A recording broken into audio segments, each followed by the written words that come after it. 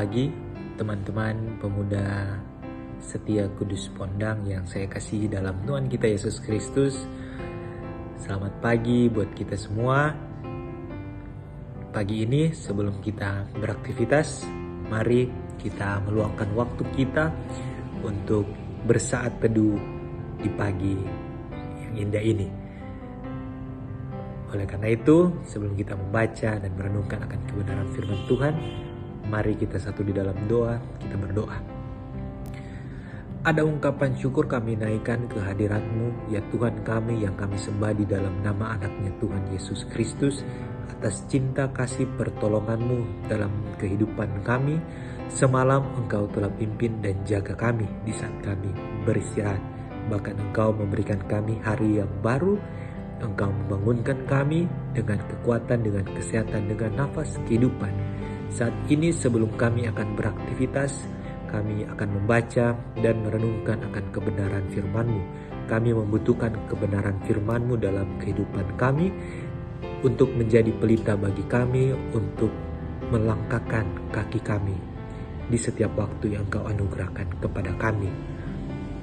Berkati hati dan pikiran kami, berkati saat ini Tuhan, agar kami dapat fokus untuk belajar akan kebenaran firman-Mu. Berbicaralah kepada kami Tuhan, karena kami telah siap untuk mendengarkannya. Di dalam nama Tuhan Yesus Kristus kami berdoa. Amin. Teman-teman yang berkati Tuhan, saat ini kita akan belajar sama-sama dari kitab Filipi pasal yang keempat, ayat yang keempat. Berbunyi demikian: bersukacitalah senantiasa dalam Tuhan. Sekali lagi kukatakan, bersukacitalah. Teman-teman yang diberkati Tuhan, demikian satu ayat yang kita telah baca bersama. Berbicara tentang bersukacita, pasti biasa seringkali kita terafiliasi sesuatu yang membuat kita senang. Berbicara tentang sukacita, pasti seringkali kita memikirkan bahwa kita melakukan hal-hal yang membuat kita bahagia.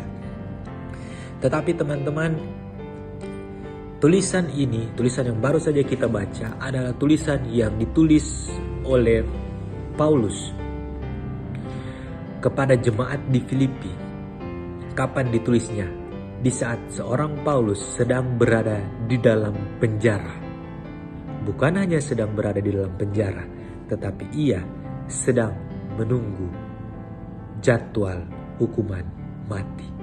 Teman-teman bisa membayangkan bagaimana seseorang yang sedang terkurung, bagaimana seseorang yang ada di dalam penjara menantikan hukuman matinya masih bisa mengajak untuk bersuka cita.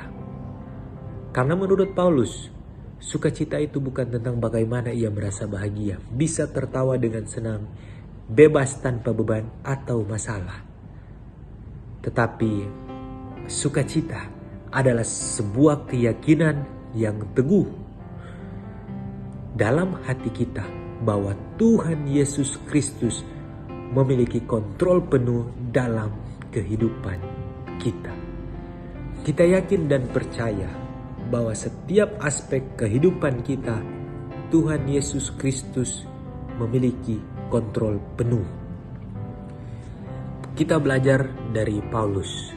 Paulus yang sedang dalam masalah, sedang dalam saat yang sulit, tetapi dia tidak pernah untuk lupa bersukacita karena dia yakin, dia tahu bahwa ada rencana Tuhan dalam kehidupannya.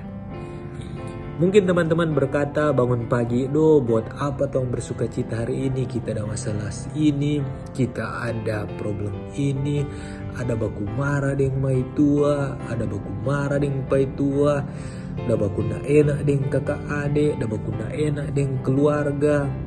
Tapi masalah di kantor, di kampus, banyak sekali. Tetapi bersukacita bukan tentang situasi, teman-teman. Bersukacita bukan tentang bagaimana kita senang, tetapi bersukacita seperti yang Paulus ingin ajarkan, bahwa kita harus yakin dan percaya Tuhan memiliki kontrol akan setiap aspek kehidupan kita. Kita bangun di pagi hari, diberikan kesempatan untuk membuka mata dan dapat bernafas. Itu adalah satu hal yang wajib kita syukuri di pagi hari. Karena kita masih diberikan waktu 1 hari lagi untuk dapat beraktivitas. Nafas kehidupan yang Tuhan berikan harus kita syukuri. Bersukacita itu bukan tentang situasi dan kondisi. Bersukacita adalah pilihan kita di saat kita hidup dekat dengan Tuhan. Kita akan mampu untuk dapat bersukacita dalam setiap aspek kehidupan kita. Berkat dan masalah adalah seperti 2 sisi koin dalam kehidupan kita.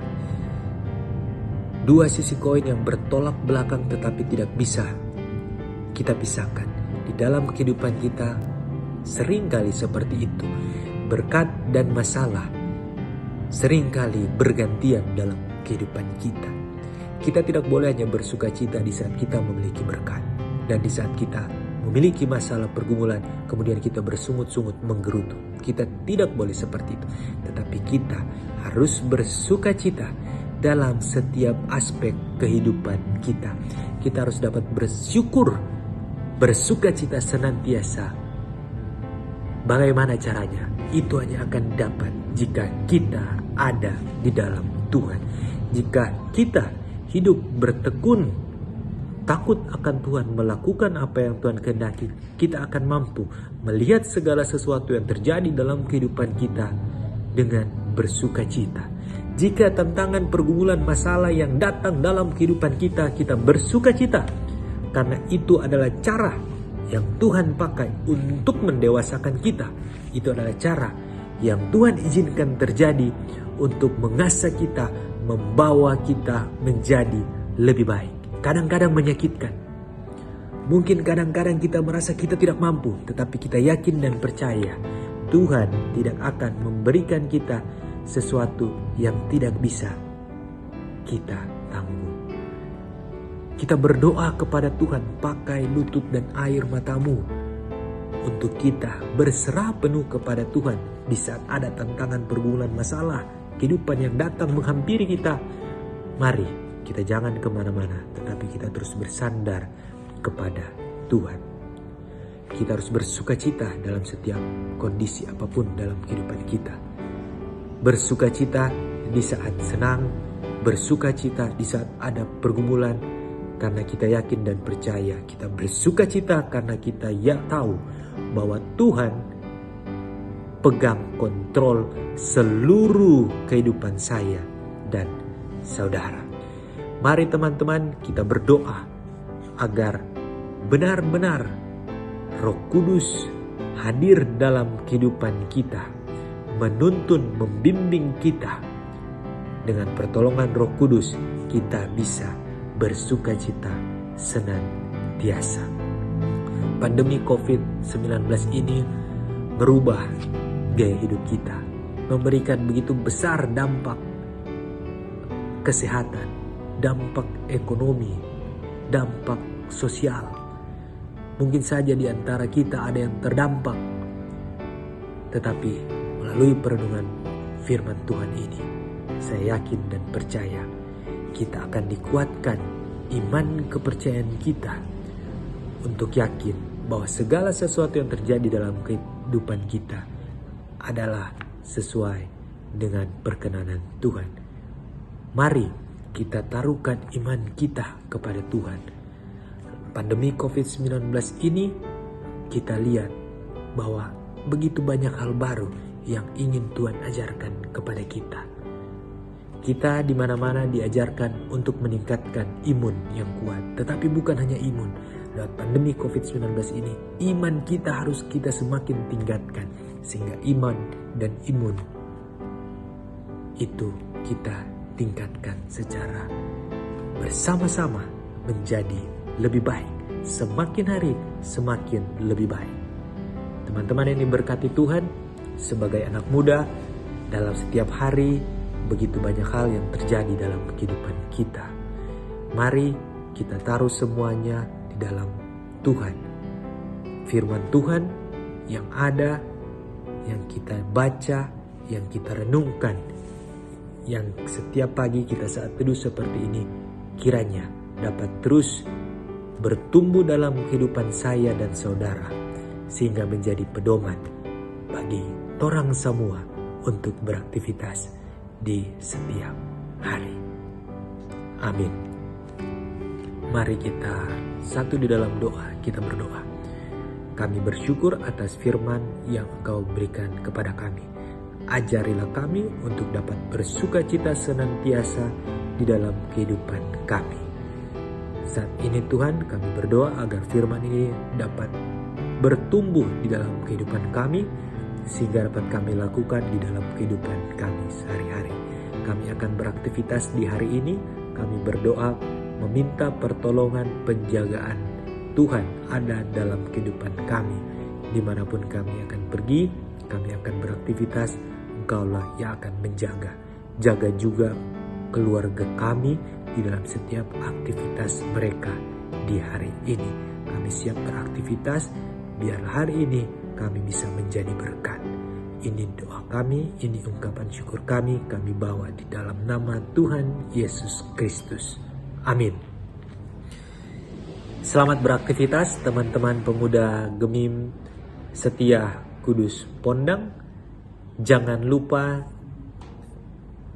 ketatanan hidup baru, atau lebih populer orang bilang new normal. Jangan lupa pakai masker, jangan lupa sering cuci tangan, jaga jarak, dan tetap laksanakan protokol kesehatan di dalam setiap aktivitas. Selamat bekerja, selamat belajar. Tuhan Yesus memberkati kita semua. Salam sehat, salam obor pembangunan.